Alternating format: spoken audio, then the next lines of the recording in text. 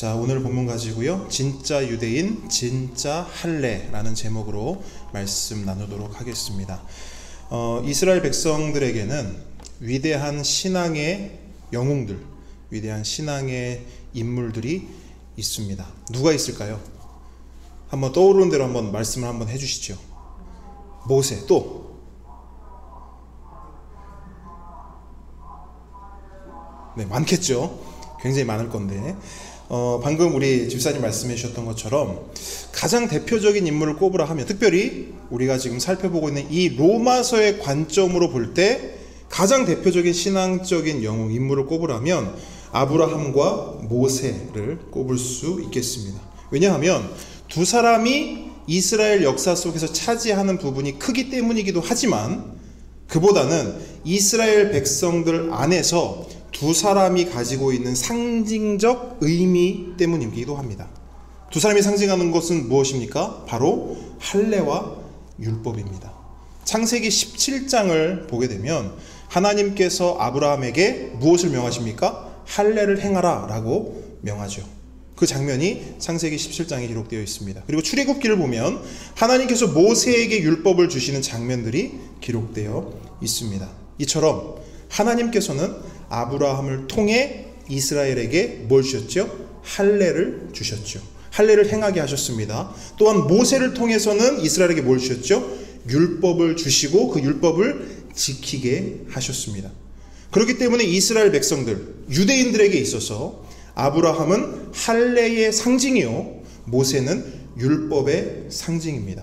또한 그렇기 때문에 유대인들에게 있어서 이 두 사람은 위대한 신앙의 조상이요 영웅이 될 수 있었던 것입니다. 자, 이러한 흐름 속에서 오늘 본문 말씀을 한번 살펴보기를 원합니다. 특별히 두 가지를 좀 살펴보기 원하는데요. 첫째, 율법과 할례의 관계에 대해서 먼저 우리가 살펴보기를 원합니다. 두 번째는 진짜 유대인은 누구이며 진짜 할례는 무엇인가, 이것에 대해서 우리가 함께 살펴보도록 하겠습니다. 자, 먼저 율법과 할례의 관계에 대해서 살펴보기 원합니다. 자, 율법과 할례는 무엇인가? 자, 우리가 지난주에 율법에 대해서 살펴보았습니다. 율법은 하나님께서 모세를 통해 이스라엘에게 주신 하나님의 말씀이다 라고 지난주에 말씀드렸습니다. 자, 하나님께서는 자신의 백성에게 율법, 말씀을 주셨는데 왜 주셨죠? 그 말씀대로 살라고. 그죠? 자신의 백성이 자신의 말씀대로 살기를 하나님은 원하셨어요. 뿐만 아니라 그렇게 말씀에 순종하며 살아가는 그들을 통해 모든 민족, 모든 이방 나라들이 하나님께로 돌아오기를 원하셨어요. 그래서 하나님께서는 그 이스라엘 백성에게 율법을 맡기셨고 율법을 주셨고 그 율법으로 살아가게 하신 겁니다. 자, 그럼 할례는 뭘까요? 할례, 간단히 말하면 남자 생식기의 포피를 잘라내는 것이죠. 요즘 말로 말하면 포경수술이라고 할 수 있겠습니다. 자, 이 할례 의식은 누구로부터 시작됐죠?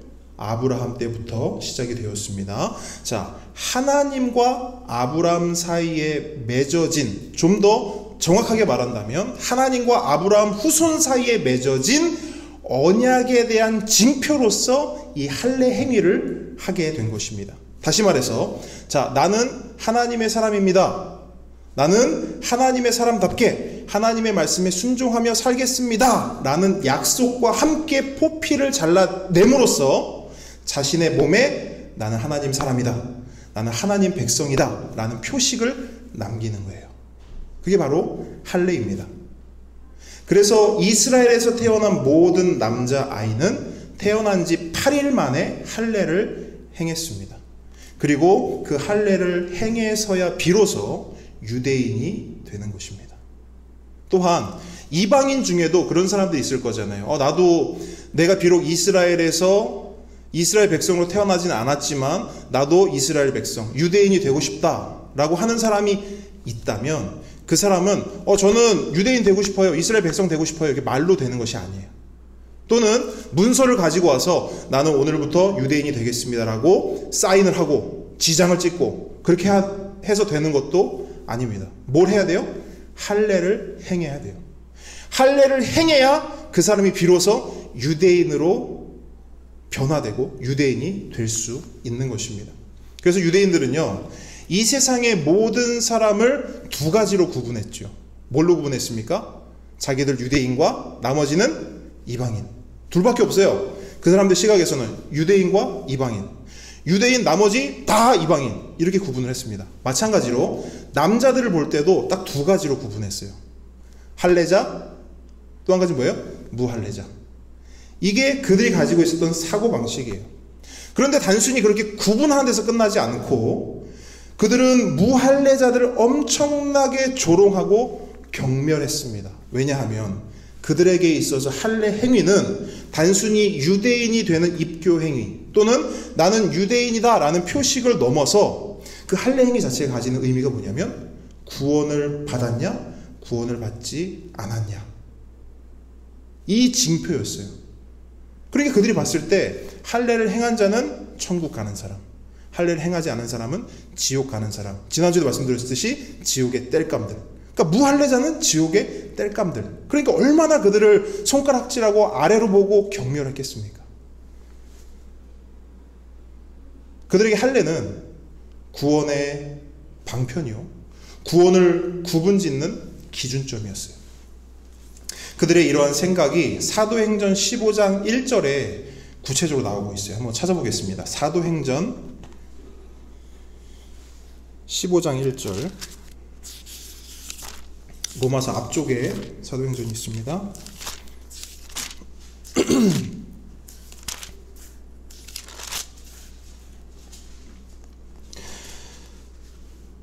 자, 사도행전 15장 1절 한 목소리로 읽겠습니다. 시작. 어떤 사람들이 유대로부터 내려와서 형제들을 가르치되 너희가 모세의 법대로 할례를 받지 아니하면 능히 구원을 받지 못하리라 하니. 아멘. 자, 여러분, 이게 당시 유대인들이 가진, 이 본문에 보시면 유대로부터 내려온 사람들이 있다는 거예요. 그리고 그들이 말하길, 야, 모세의 법대로 할례 받지 않으면 구원받을 수 없다라고 주장했다는 거예요. 그러니까 유대인들 안에는 할례는 곧 구원이었어요. 구원은 오직 유대인을 위한 것이고 모든 사람을 유대인으로 만드는 것은 다른 것이 아니라 오직 할례뿐이다 라고 굳게 믿고 있었던 것입니다. 마치 곰이 마늘과 쑥을 먹어야 사람이 될 수 있다라고 믿는 것처럼 그들에게는 할례는 그러한 믿음의 대상이요 신앙의 대상이었던 것이에요. 그런데 오늘날 그러한 그들의 생각과 믿음과 신앙이 오늘날까지도 내려오고 있습니다. 그래서 유대인들의 선생이라 불리는 랍비가 이런 말을 해요. 아브라함은 지옥의 문 앞에 앉아있고 할례 받은 이스라엘 사람이 그곳에 들어가는 것을 허용하지 않는다. 이렇게 가르쳐요. 그리고 이렇게 배워요. 무슨 말이에요? 아브라함이 지옥 문 앞에 딱 있다는 거예요. 그리고 지옥으로 들어가는 사람들을 이렇게 본다는 거예요. 그러니까 옷 하나 걸치지 않고 이렇게 지옥 문으로 걸어가잖아요? 그럼 아브라함이 본다는 거예요. 할례를 받았냐? 할례를 안 받았냐? 할례 받았으면 야, 너 잘못 왔어. 네가 가야 할 곳은 지옥이 아니고 천국이야. 이렇게 말해준다라는 것이죠. 그게 그들 안에 있었던 할례에 대한 믿음이요 신앙이었어요. 여러분 생각해 보세요. 이런 할례에 대한 믿음과 신앙이 있던 유대인들에게 과연 복음, 십자가, 예수 어떤 의미일까요? 어떤 의미로 그들에게 다가왔을까요? 바울은 고린도전서에서 이렇게 말해요. 그들에게 십자가는, 그들에게 복음은, 그들에게 예수는 세상에서 가장 미련한 것이다. 이해되시죠? 그들에겐 이미 할례라고 하는, 율법이라고 하는 구원의 징표요 구원의 증거가 있었어요. 근데 그들 앞에서 십자가를 얘기하니 얼마나 바보 같아 보였겠어요. 그들 앞에서 예수를 이야기하고 그들 앞에서 복음을 이야기하니 유대인들 입장에서는 얼마나 답답했겠어요. 그래서 그들은 너무나 미련한 것으로 십자가를 본 것입니다. 그들에겐 너무나 불쾌한 것이었고 그들에게 너무나 부끄러운 것이었어요. 아무짝에도 쓸모없는 것이 복음이었고 예수였고 십자가였던 겁니다. 그리고 지난주 설명드렸듯이 그렇게 그 할례와 율법이 유대인과 복음 사이를, 또한 유대인과 예수 사이를 가로막고 있었던 것입니다. 자, 지난주 바울은요, 그 두 개의 벽 중 하나인 율법을 복음의 해머로 때려 부쉈습니다. 그리고 이번 주에는 나머지 하나인 할례를 때려 부수는데요. 바울이 접근하는 방식은 이렇습니다. 그러니까 율법과 할례의 관계를 설명하면서 할례의 벽을 향해 복음의 해머를 내려치는데요. 이 관점을 잘 보셔야 돼요. 그러니까 율법 지난주에 설명했으니까 이번 주는 할례만 설명한다, 그게 아니에요. 지난주에 설명한 그 율법을 가지고 할례가 왜 잘못됐고 할례의 벽을 왜 부숴야 하는지를 설명하고 있는 것입니다. 자, 25절 함께 읽겠습니다. 25절. 자, 25절 함께 읽겠습니다. 시작. 네가 율법을 행하면 할례가 유익하나 만일 율법을 범하면 내 할례는 무할례가 되느니라. 아멘. 자, 바울은 율법과 할례의 관계를 설명하고 있습니다. 25절에서 그 설명의 핵심은 이거예요. 율법과 할례는 하나다라는 거예요. 율법과 할례를 떼어놓고 이야기할 수 없다는 것입니다. 앞서 설명했듯이 율법은 하나님의 백성이 지켜야 하는 하나님의 말씀입니다. 또한 할례는 하나님의 백성이라는 징표입니다. 그렇기 때문에 하나님의 백성이라면, 이스라엘 백성이라면, 유대인이라면 반드시 이 두 가지를 행해야 해요. 첫째, 율법을 지켜야 합니다. 둘째, 할례를 행해야 합니다. 이 두 가지가 있어야 그가 유대인이요, 그가 이스라엘 백성이요, 하나님의 백성인 거예요. 만약 둘 중에 하나라도 행하지 않는다면 그 사람은 결코 하나님의 백성이 될 수 없습니다. 그런데 지난주 바울은 유대인들이 율법 지키는 것에 실패했다고 말합니다. 여러분들, 유대인들은 실패했습니다. 당신들은 율법을 지키지 않았습니다. 라고 선언한 거예요. 자, 유대인들이 율법을 얼마나 안 지켰습니까? 그들로 인해서 하나님의 이름이 어떻게 됐대요? 이방 가운데, 세상 가운데 모독을 당했다라고 바울이 지난주에 이야기했습니다. 그래서 그들은 그 율법을 지키지 않은 대가로, 율법을 지키지 않은 벌로 어떤 시간들을 보내게 되죠? 구약에 보면 북이스라엘은 아수르에게 멸망당하게 되고요, 남유다는 바벨론에게 망해서 포로로 끌려가는 수모를 겪게 됩니다. 이것이 이스라엘의 실패한 역사예요. 율법을 지키지 못함으로, 율법을 가졌으나 율법을 지키지 못함으로 실패한 그들의 역사인 거예요. 그렇다면 한번 보시죠. 그때 그들이 율법을 지키지 못함으로 실패했을 때 할례는 어떤 역할을 했는가? 율법을 지키지 못했어요. 그래서 하나님께 벌을 받았습니다. 나라가 망했어요. 민족이 망했어요. 민족이 포로가 되어 끌려갔어요. 그때 할례는 어떤 역할을 했는가? 그들의 죄를 가려주었나? 그들이 멸망당할 때 그들을 구원해 주었나? 성경은 뭘 말합니까? No! 그때 할례는 그 어떤 역할도 하지 못했음을 말하고 있어요. 왜 그렇습니까? 바울의 말을 다시 보십시오. 로마서 2장 25절을 보십시오. 네가 율법을 행하면 할례가 유익하다. 그런데 만일 율법을 네가 범했다면 너의 할례는 무할례가 되는 것이다. 여러분, 율법을 지키지 않았더니 할례를 받았음에도 아무런 유익이 없었다는 거예요. 할례가 그 어떤 역할도 하지 못했다는 것입니다. 바울은 심지어 이렇게까지 말해요. 26절 보십시오. 26절. 그런즉 무할례자가 율법의 규례를 지키면 그 무할례를 할례와 같이 여길 것이 아니냐. 자, 바울이 무슨 말 하고 있습니까? 할례 받지 않은 이방인이, 너희들이 이렇게 손가락질하고 너희들이 이렇게 판단하는 그 할례 받지 않은 이방인이 만약 율법을 지키면 그는 비록 할례를 받지 않았을지라도 그는 할례를 행한 것이나 할례를 받은 것이나 마찬가지다라고 바울이 말하는 거예요. 그러니까 할례를 했냐 할례를 안 했냐가 중요한 것이 아니라 율법을 지켰냐 율법을 지키지 않았냐가 더 중요하다라는 거예요. 이처럼 할례의 진정한 의미는 율법을 지키는 데 있습니다. 만약 율법을 지키지 않는다면 할례는 세상에서 가장 쓸데없는 것이고 가장 쓸모없는 것이며 게다가 너무나 고통스러운 행위에 불과합니다. 보통 그 한국 남성들은 할례를 받죠. 이스라엘 백성도 아닌데, 유대인도 아닌데 한국 남성들은 나이가 되면 할례를 받게 됩니다. 포경수술을 받게 됩니다. 그래서 한 일주일 정도 고생을 하거든요. 꽤 고통스럽습니다. 꽤 고통스러워요. 그러니까 보통 포경수술을 받게 되면, 할례를 받게 되면 이제 힘을 못 쓰는 상황이 발생하게 되죠. 창세기에도 보면은 비슷한 그 상황이 있어요. 야곱의 딸 디나가 세겜에게 몹쓸 짓을 당하게 되죠. 그죠? 근데 세겜이 뭐라고 하죠? 난 그래도 디나가 너무 좋으니까 결혼하게 해주십시오. 이렇게 말하잖아요. 그랬더니 야곱의 아들들이 뭘 요구하죠? 그러면 우리는 아무나 하고 결혼시킬 수 없고 민족과 민족이 만날 수 없다. 그러니까 너희들 뭐 해라? 할례해라. 그죠? 그렇게 할례하라고 해놓고 어떻게 하죠? 그 세겜 족속을 완전히 몰살하죠. 남자들을 싹 다 죽이죠. 그러니까 뭐였냐면 그들이 할례를 받은 상태였기 때문에 힘을 쓸 수가 없는 그런 상황을 보여주고 있는 거예요. 그러니까 할례는 그렇게 고통스러운 것인데 율법의 지킴이 없다면, 율법의 행함이 없다면 그 고통스러운 할례는 아무짝에도 쓸모없다라는 것을 지금 바울이 말하고 있는 것입니다. 자, 장롱면허라는 말이 있습니다. 장롱면허. 면허는 있지만 운전은 하지 못하는 그것을 장롱면허라고 하는데요.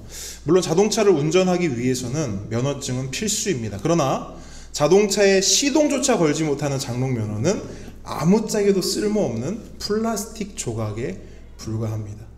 면허는 있는데 시동을 못 걸어요. 면허는 있는데 출발을 못해요. 면허는 있는데 멈추지를 못해요. 그러면 그 면허는 아무짝에도 쓸모없는 플라스틱 조각이에요. 면허만 있으면 뭐합니까? 정작 운전을 하지 못하는데요. 27절 한번 보시기 바라요. 27절.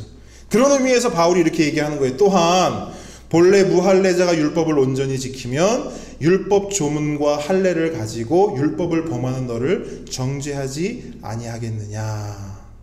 이렇게 말해요.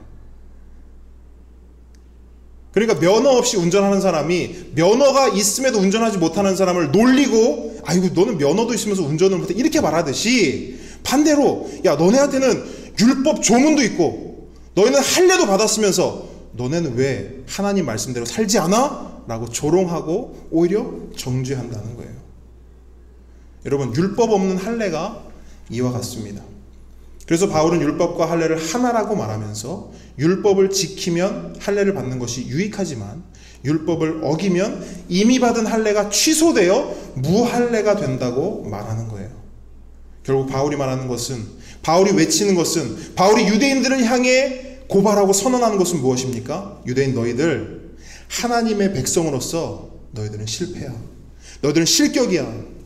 너희들이 아브라함의 후손이라고? 율법을 소유했다고? 할례 받았다고? 그것 때문에 자랑스럽고 그렇게 우쭐 거린다고? 근데 너희들 실제로는 하나님 백성으로 실격이야. 실패야. 왜 그렇습니까? 28절 말씀 보시기 바랍니다. 무릇 표면적 유대인이 유대인이 아니요 표면적 육신의 할례가 할례가 아니니라. 무슨 말입니까? 율법 책을 가졌는지 할례를 받았는지 같은 표면적으로 드러나는 것만으로 그가 진짜 유대인인지 아닌지 알 수 없다는 거예요. 그의 몸에 포피를 떼어냈다고 해서 잘라냈다고 해서 너 할례 받았으니까 너 진짜 유대인이야. 너 할례 받았으니까 넌 진짜 하나님 언약 안에 있는 하나님 백성이야 라고 말할 수 없다는 거예요. 왜요? 왜요? 하나님은 사람을 외모로 취하지 않으시기 때문이에요. 우리는 그러한 기준을 가질 수 있어요. 우리는 그러한 생각과 우리는 그러한 착각을 할 수 있어요. 우리 기준으로. 나는 율법 가지고 있으니까, 나는 할례 받았으니까 나 하나님 백성이야. 내가 진짜 참 유대인이야. 내가 참 이스라엘이야 라고 말할 수 있고 생각하고 착각할 수 있다는 거예요. 그런데 하나님의 기준은 그게 아니라는 거예요. 바울이 지금 그걸 얘기하는 거예요. 하나님은 외모로 사람을 보지 않으신다. 오늘날로 보자면 교회를 출석하고 있다고 해서, 교회를 다닌다고 해서, 지금 우리처럼 이렇게 예배를 드린다고 해서 다 하나님 백성이요 하나님의 성도가 아니라는 거예요. 여러분들 아마 세례 증서가 다 있을 거예요. 물론 증서가 있는 분도 있고 증서를 분실한 분도 있겠지만 어쨌든 세례를 받으셨고 세례 증서를 소유하고 있을 겁니다. 그런데 바울이 말하는 바는 오늘말로 말하자면 세례 증서가 있다고 해서 그 세례 증서가 우리의 구원을 보증하거나 우리의 구원을 확신하지 못한다라는 거예요. 직분이 있다고 해서 하나님의 충성된 제자다라는 증명, 징표가 될 수 없다라는 거예요. 왜? 하나님은 외모가 아니라 중심을 보시고 우리의 내면을 보시기 때문입니다. 그렇다면 하나님의 관점에서 진짜 유대인은 누구이고 진짜 할례는 무엇인가? 누가 진짜 하나님 백성이고 누가 진짜 예수님의 제자인가? 자, 29절 말씀을 한 목소리로 읽어보도록 하겠습니다. 29절입니다. 시작. 오직 이면적 유대인이 유대인이며 할례는 마음에 할지니 영에 있고 율법 조문에 있지 아니한 것이라. 그 칭찬이 사람에게서가 아니요 다만 하나님에게서니라. 아멘. 자, 여러분, 진짜를 살펴보기에 앞서 바울이 말했던 가짜들을 다시 한번 정리해 보겠습니다. 제가 질문을 할 테니까 여러분들이 한번 대답을 해보세요. 자, 율법 책을 가졌다는 이유로 하나님 백성이 될 수 있습니까? 아니요. 바꿔 말해서 성경책, 자, 여러분 성경책 다 가지고 계시죠? 성경책을 그럼 가지고 있다는 이유로 하나님 백성이라고 할 수 있습니까? 아니요. 자, 그러면 율법책, 이 성경책을 읽었어요. 지금 우리 듣고 있어요? 말씀을 듣고 있어요? 말씀이 있다고 이제 오늘부터 통통을 통해서 또 말씀을 제대로 아주 정확하게 배울 거예요. 그렇게 했다고 해서, 그 통큰 통독을 했다고 해서, 이렇게 설교를 듣고 있다고 해서 그 이유만으로 나 하나님 백성이야 라고 할 수 있습니까? 아니요. 자, 아브라함의 후손이라고 해서, 오늘날로 기독교 집안이라고 해서, 모태신앙이라고 해서 그 이유 하나만으로 우리는 하나님의 백성이라고 할 수 있습니까? 아니요. 할례를 받은 것, 오늘날로 말하면 세례라고 할 수 있죠. 또 입교, 직분, 교회에서 받은 직분들, 그것을 가지고 있다고 해서, 그것을 행했다고 해서 그 이유만으로 우리는 하나님의 백성이라고 할 수 있습니까? 아니요. 그죠? 이 부분을 분명하게 하셔야 됩니다. 바울이 말하는 건 이거예요. 방금 열거한 이런 것들, 이런 것들로는 하나님의 백성, 오늘날로 성도, 그리스도인, 구원받은 자라고 하는 확실한 징표, 확실한 증거가 될 수 없다라는 거예요. 자, 그럼 이제 바울에게 한번 질문을 해보죠. 그럼 누가 진짜 유대인입니까? 누가 진짜 하나님의 백성입니까? 누가 진짜 성도고 누가 진짜 제자고 누가 진짜 주의 자녀입니까? 바울은 뭐라고 대답합니까? 오직 성령으로 마음의 할례를 받은 내면적 유대인이 진짜 유대인이다. 그가 진짜 하나님 백성이다. 그가 진짜 주의 제자이고 그가 진짜 주의 자녀이며 그가 구원받은 자이다. 바울이 우리에게 던지는 답변은 이거예요. 정말 중요한 것은 우리의 외적인 것, 우리의 표면적인 것이 아니라, 우리의 표면적 육신의 할례가 아니라 성령에 의한 마음의 할례라는 거예요. 마음의 할례. 여러분, 마음의 할례가 무엇입니까? 마음의 할례를 알기 위해서는 우리가 에스겔 11장 말씀을 좀 간단하게 살펴볼 건데요. 에스겔 11장 19절로 20절 말씀 한번 같이 읽어보겠습니다.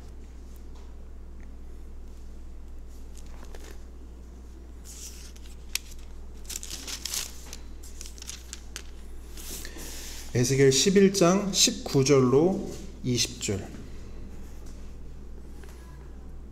우리가 보통 마음의 할례 이렇게 말하면 구약은 표면적 할례를 강조하고 있지 않나?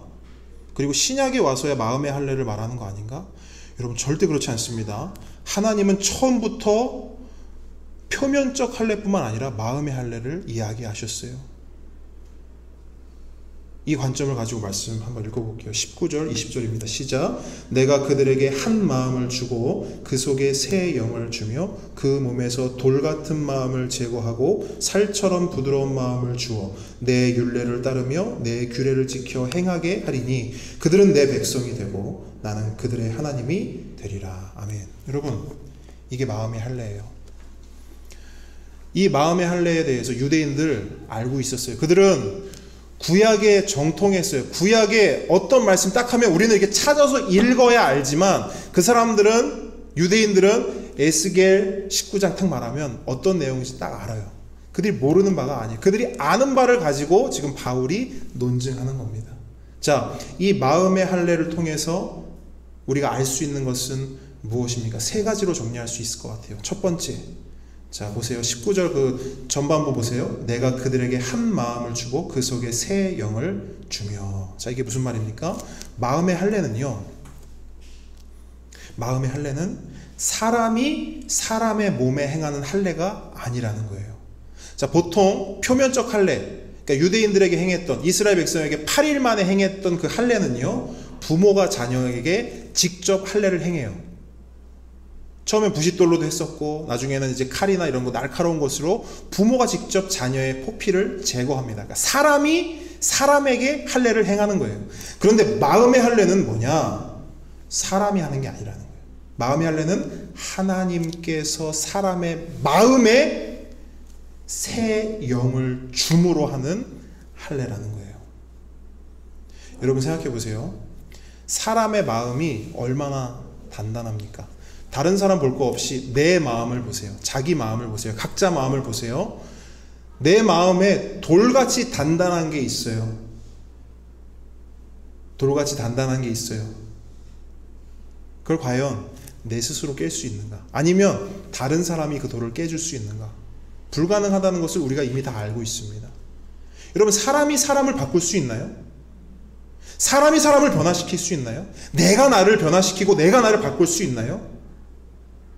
사람은 할 수 없어요. 그럼 누가 하실 수 있냐? 하나님만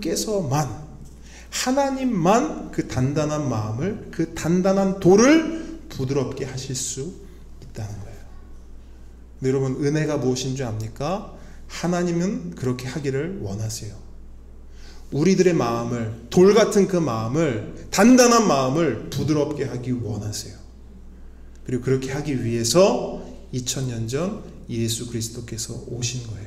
보혜사 성령이 오신 거예요.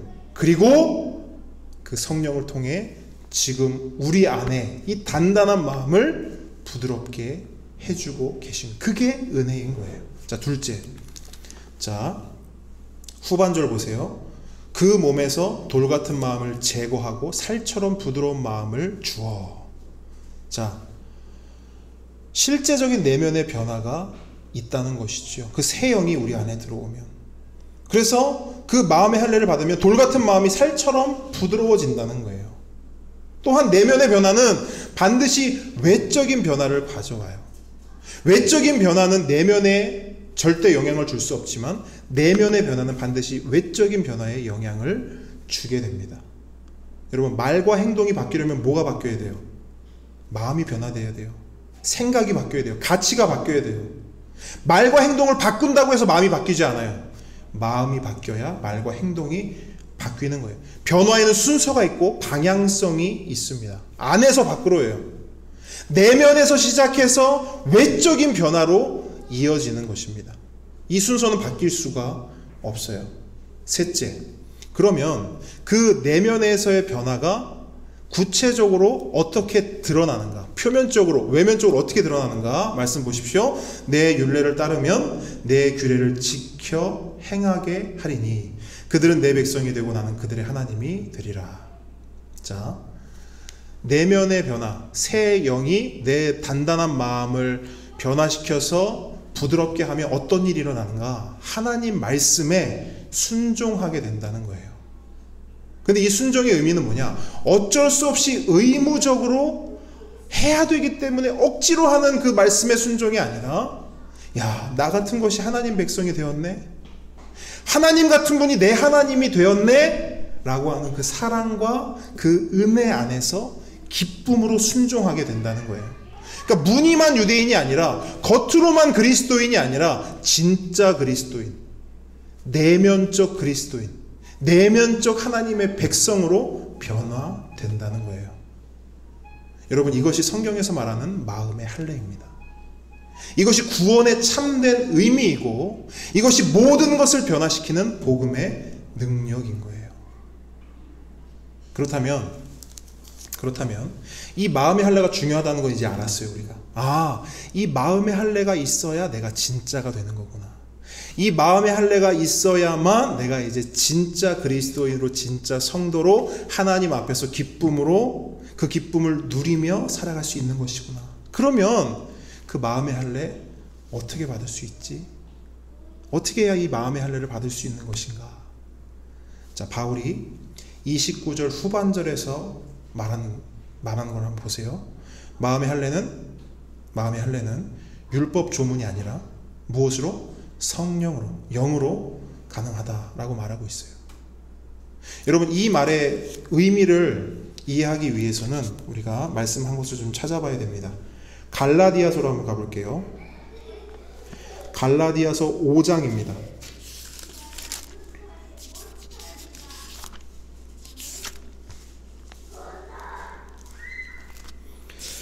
갈라디아서 5장 5절로 6절입니다.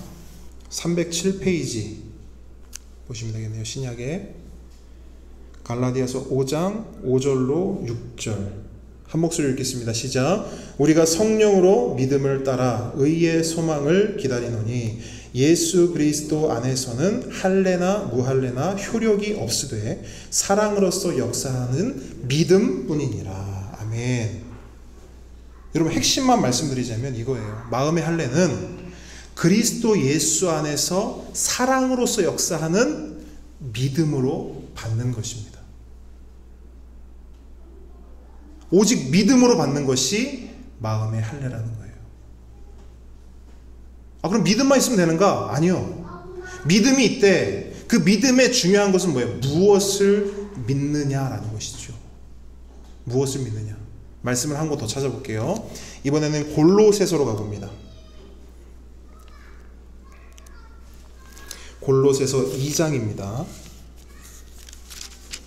골로새서 2장 11절 말씀.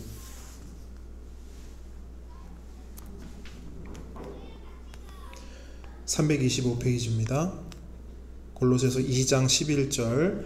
자, 한 목소리로 읽겠습니다. 시작. 또 그 안에서 너희가 손으로 하지 아니한 할례를 받았으니 곧 육의 몸을 벗는 것이요 그리스도의 할례니라. 아멘. 자, 바울은요 예수님의 십자가 사건과 할례를 연결하고 있어요. 무엇을 믿어야 하는가? 그 질문에 대해서 바울이 예수님의 십자가 사건과 할례를 연결하고 있는 거예요. 자, 예수님은 십자가에서 죽으셨죠. 그런데 그 죽음을 통해 예수님이 어떻게 되셨죠? 모든 것으로부터 끊어지셨죠. 하나님 아버지로부터 버림받아서 그분으로부터 단절되셨죠. 이사야 53장 8절의 말씀처럼 살아있는 자의 땅에서 끊어지셨어요. 그게 십자가 사건이에요. 그게 십자가 위에서 예수님이 경험한 바입니다. 뭘 말하는 거예요? 예수님께서 우리를 대신해, 나를 대신해 할례 당하셨다는 거예요. 할례 되셨다는 거예요. 끊어지셨다는 거예요. 단절되셨다는 거예요. 근데 놀라운 것은 바울이 뭘 말하는 거냐면 그 예수님의 할례 되심이 우리와 연결되어 있다는 거예요. 우리와 상관이 있다는 거예요. 그분 안에서, 예수 그리스도 안에서 내가 예수께서 받으신 그 할례를 함께 받았다는 거예요. 예수님이 십자가에서 죽으실 때 우리도 함께 십자가에서 죽은 것처럼 우리도 그 십자가에서 예수님이 할례 당하실 때 우리도 할례 되었다는 거예요. 11절 말씀을 다시 보세요. 또 그 안에서 너희가 손으로 하지 아니한 할례를 받았으니 곧 육의 몸을 벗는 것이요 그리스도의 할례니라. 우리가 그리스도의 할례를 십자가에서 달리신, 그리고 3일 만에 부활하신 그 예수 그리스도를 믿음으로 그 그리스도의 할례를 우리가 받았다는 거예요.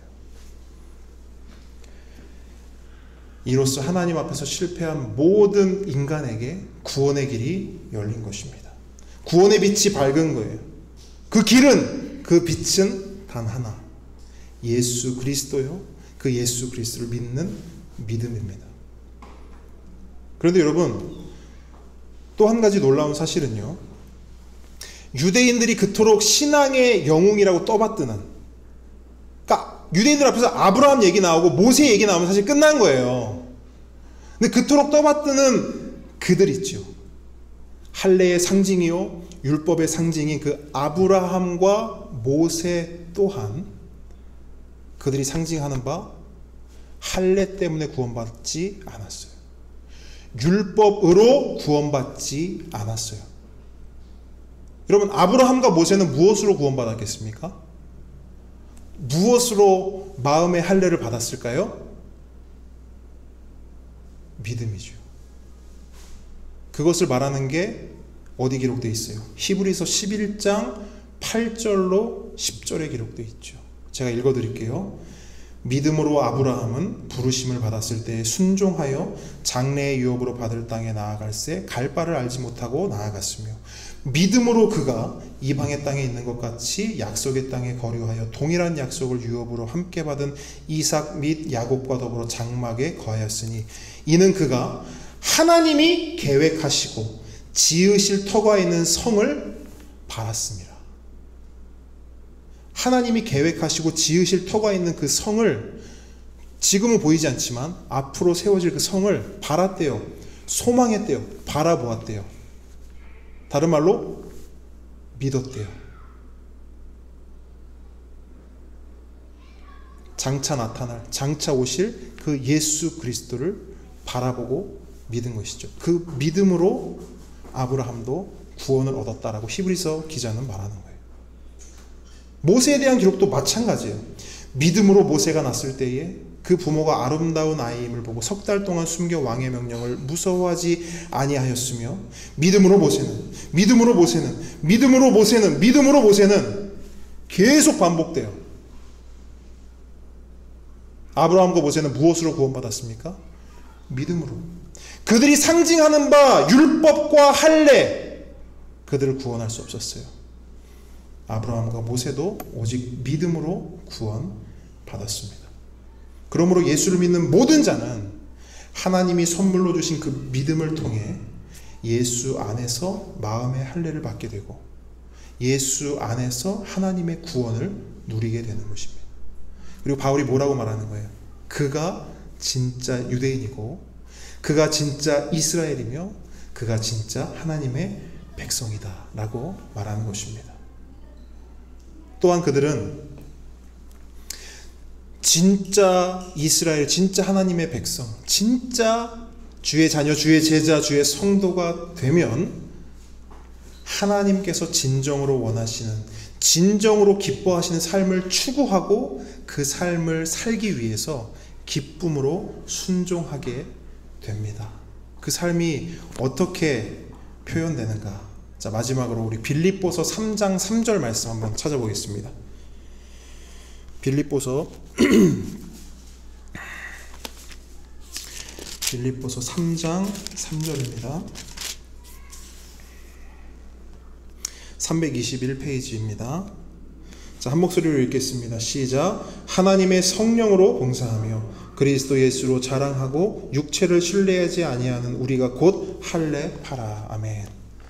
자, 여기서 말하는 할례파는 뭐겠어요? 표면적 할례를 행한 자들이겠습니까? 아니죠. 마음의 할례를 받은 진정한 할례파, 우리들은 어떻게 산다는 거예요? 하나님의 성령으로 봉사한다는 거예요. 교회와 하나님과 이웃을 성령으로 봉사한다는 거예요. 왜? 마음의 할례를 받았기 때문에. 억지로 하지 않고 하나님의 은혜와 사랑에 감격함으로 성령으로 봉사한다는 거예요. 그리고 또 뭘 합니까? 그리스도 예수를 자랑하는 거예요. 다른 거 자랑할 게 없다라는 거예요. 오직 예수만 자랑한다는 거예요. 왜? 그 예수를 통해서 내가 마음의 할례를 얻었고, 그 예수를 통해서 내가 구원을 얻었고, 그 예수를 통해서 내가 지금 이 자리에서 하나님 주신 은혜와 기쁨을 누리며 살아가고 있기 때문에 그들은 결코 육체를 신뢰하지 않습니다. 나의 어떠함을 신뢰하지 않아요. 오직 예수만 신뢰하고 오직 예수만 믿음으로 살아가고 나아가는 그런 삶을 사는 것입니다. 그래서 바울은 뭐라고 말하냐? 이러한 삶을 사는 자들에게 하나님으로부터 오는 것이 있는데 그것이 칭찬이라는 거예요. 칭찬. 그 칭찬은 사람에게서로가 아니라 하나님에게서로다. 바울이 말하고 있습니다. 잘하였도다 착하고 충성된 종아 라는 칭찬이 하나님으로부터 우리에게 임한다는 것입니다. 그러면 여러분, 우리가 늘 예수님만 믿고 늘 예수님만 자랑하고 또한 그 예수로 서로 섬기고 봉사하는 저와 여러분 되기를 주님의 이름으로 축복합니다. 함께 기도하겠습니다.